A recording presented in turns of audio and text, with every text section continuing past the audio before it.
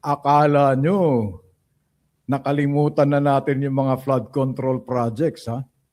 Akala nyo, nakalimutan na natin, ha?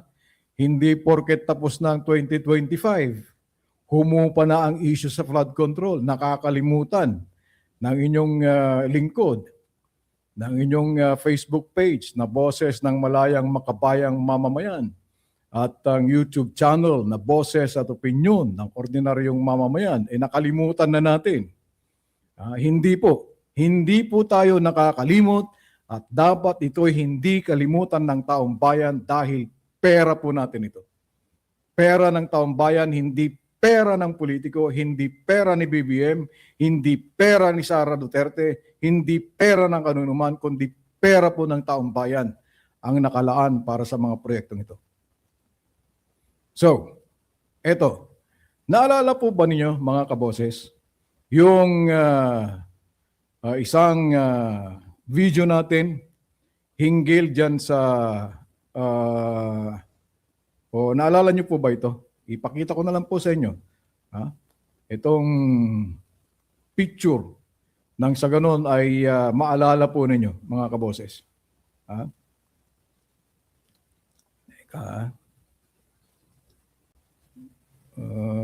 Ito. Naalala ba ninyo itong picture na to mga kaboses? Nang sa ganon ay maalala po ninyo. Yan. Naalala po ninyo ito? Palakihan ko Yan. Naalala po ninyo itong project na to mga kaboses. Ito po yung project ng flood control dyan sa Sagayad. Nang sa ganun ay tuluyan po nating maalala, mga kaboses, ito po yun. Dito sa kaliwa, ito. Yan ito po yun. Sustainable infrastructure elevating gaps, construction of a slope protection structure, construction of a slope protection, Barangay Sagayad, Sevilla. Ito po yun. Pero dito sa kanang bahagi, ito po yung Google Maps. Pero ito yung matagal na, Ito, hindi pa po nasisimulan ito dati. Yan. Ito po ang itsura niya dati, mga kaboses. Yan. Yan po. Kung inyo pong makikita, ito po yung kay John Pac ata to. Pero ito po yun. Ngayon, ang itsura na po ngayon yan, ay papakita ko po sa inyo nang sa ganon ay maalala po natin. Teka lang Parang nanibago tayong mag-navigate Ito yun, mga kaboses. Yan. Teka, tanggalin ko na lang muna yung yung audio nito. Asan ba yung audio nito? Where are you? The audio. Ang tataas ng mga sitpies. Yan. Ito po yun. Kung inyo pong makikita, ito na po yung last year. Ito yung video na nakuha natin. Or kinunan po natin. Tayo po mismo ang kumuha niyan. Yan Yan. Ang ganda, Ang ganda. Pero, may development po dyan, mga kaboses. Makikita po ninyo. At teka lang tanggalin natin yung split. Separate na natin. Yan. Ito yun. Akala ninyo, madali tayong makalimot Hindi Yan. Ito yun mga kaboses. 144.6 144.6, sabihin na lang natin kasi 597. 144.6 million pesos. 92.64% daw. Tingnan natin kung merong silang na-upload na bagong mga pictures. Pero sa ngayon, ayan pa lang po ang nakikita nating picture na ina-upload nila. Ito po mga kaboses. Ayan. Wala pong ibang picture na inilalahad. Pero ang nakalagay ay 92.64%. 92.64% daw. Ngayon, ito po ang updated picture po niyan. Updated na video, mga kaboses. Dali lang at ipapakita ko po sa inyo. Nang sa ganon ay malaman po natin, mga kaboses. Ito ngayon ang bagong video. Kakukuha lang natin ito kaninang-kanina lang. Ngayon, i-play po natin nang sa ganon ay makita po ninyo.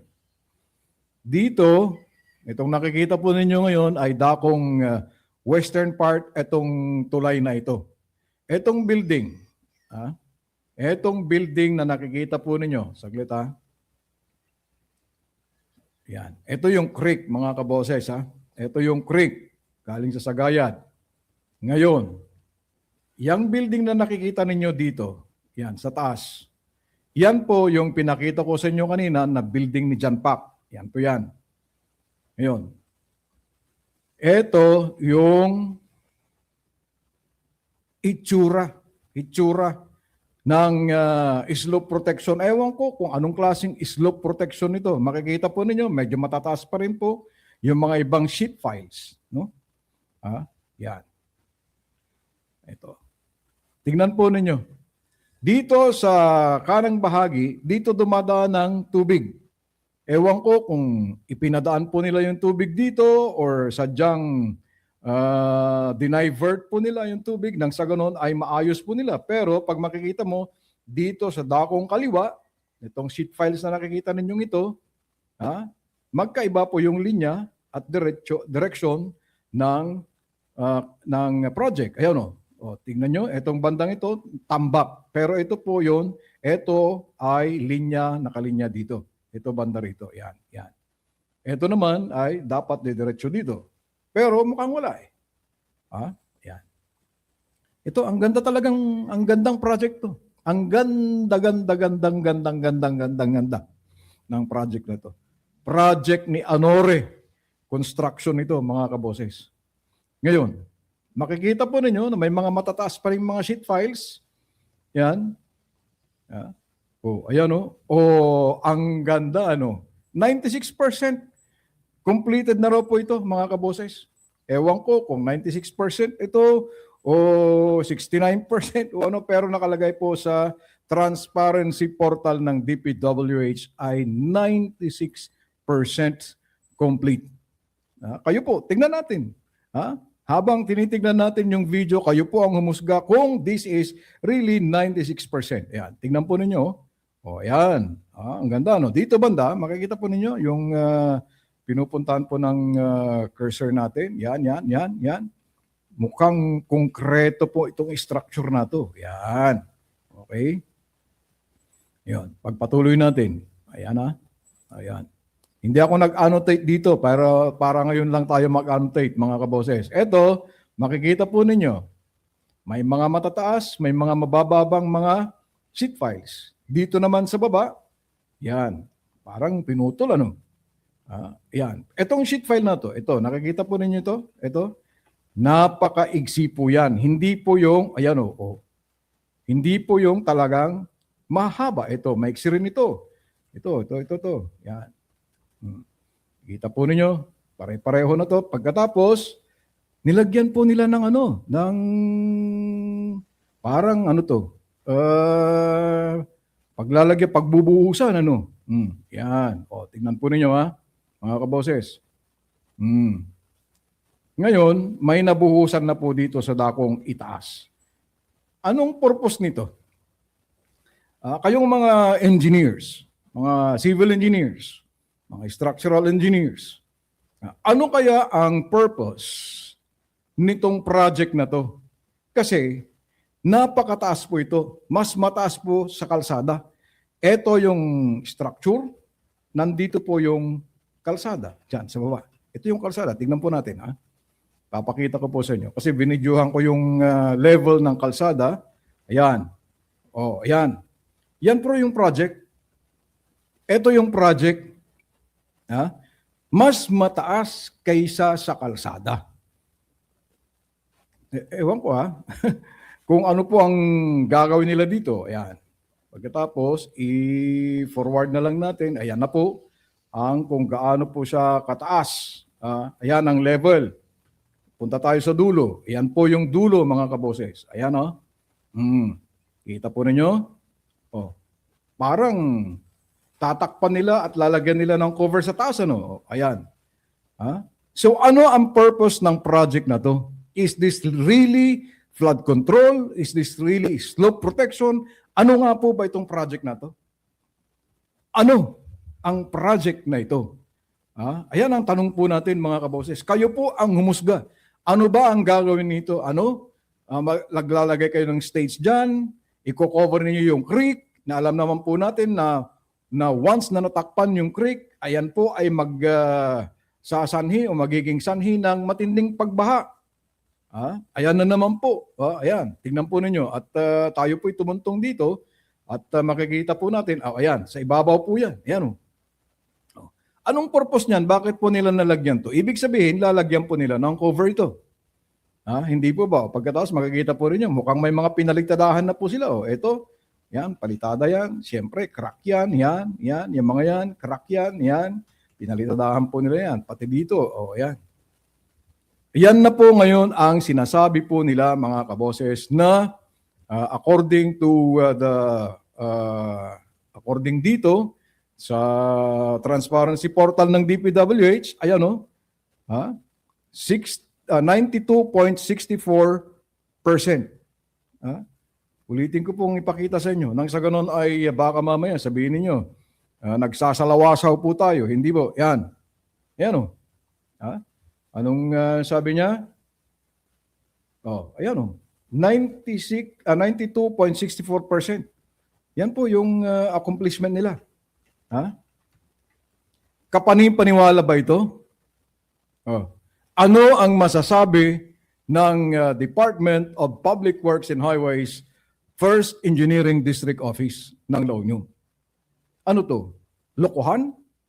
Ano to? Bulahan na naman po tayo? Akala ko ba transparent kayo? Akala ko ba ito'y transparency portal? Bakit po ganon? 92.64% ang accomplishment rate po ninyo. Pero makikita po natin, wala ngang 200 metro. Wala ngang 100 metro yan. Pagkatapos, eto po. Ano ngayon ang masasabi ng proponent? Sino ang proponent ng project na to? Is this proposed or is this a congressional initiative by Congressman Paulo Ortega? Ano ang masasabi po ninyo dito, Apo Congressman? Mukhang wala pong gumagawa ngayon ito.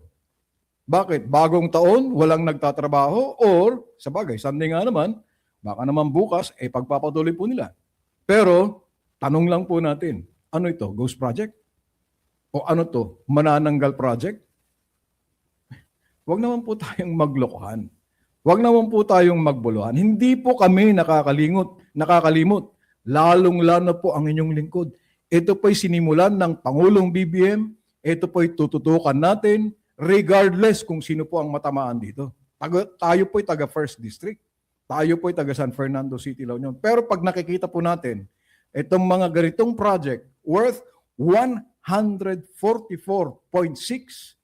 million pesos. Napakalaking halaga po ito. Apo District Engineering Office number 1 ng La Union, ano pong masasabi po ninyo dito? Ang project proponent ba nito ay si Congressman Ortega, Paulo? Ano po ang masasabi po ninyo kung kayo po ang proponent ng project na to? Ano to? Manananggal project? Hanggang gano'n na lang ba tayo? Magbobulahan na lang po ba na naman tayo? Hindi po kami nakakalimot, mga kababayan. Hindi po nakakalimot ang boses at opinyon ng ordinaryong mamamayan. Itaga nyo yan sa bato. Hindi po nakakalimot ang boses ng malayang makabayang mamamayan sa mga projects na to. Tayo po ay sumusuporta sa Pangulong BBM upang mamonitor ang mga ito. Pero ito, makikita po natin, you are not very transparent, Mr. DPWH, District Engineers Office number 1. dito sa La Union. Anong masasabi po ninyo ngayon dito? Rest assured that this will be reported. I assure you, this will be reported. Ha? Dapat sagutin po ninyo ito. Nang sa ganon ay maliwanagan po ang taong bayan. Hindi po yung porke may mga nahuli na, may mga nakasuhan na, pero dito sa First District wala pa pong nakakasuhan. Ganon na lang po tayo. Hindi po. Dapat ang taong bayan ay hindi makakalimot sa mga katiwalian na nangyayari at ginagawa dyan sa pamahalaan. Suportahan po natin, suportado po natin ang programa ng Pangulong Marcos. Pero sa mga nangyayaring ganito, dapat ito'y may report kung kaya't ito po ay makakarating po sa Malacanang. Ano po ang gagawin ngayon? Ano po ang sagot ni Congressman Paulo Ortega at ano ang sagot ng DPWH? Bakit po natin tinatanong kung anong sagot ni Congressman Paulo Ortega? Tinatanong po natin ito kung siya po ang project proponent. Kung kayo po ay nagkaroon ng congressional initiative dito sa project na to. Don't tell me na si Eric Yap ang nagkaroon o gumawa ng insertion sa project na to. Mag-aantay po tayo kung ano ang kanilang kasagutan. At dyan lang po ang ating issue ngayong araw. Maraming salamat at mabuhay ang Pilipinas.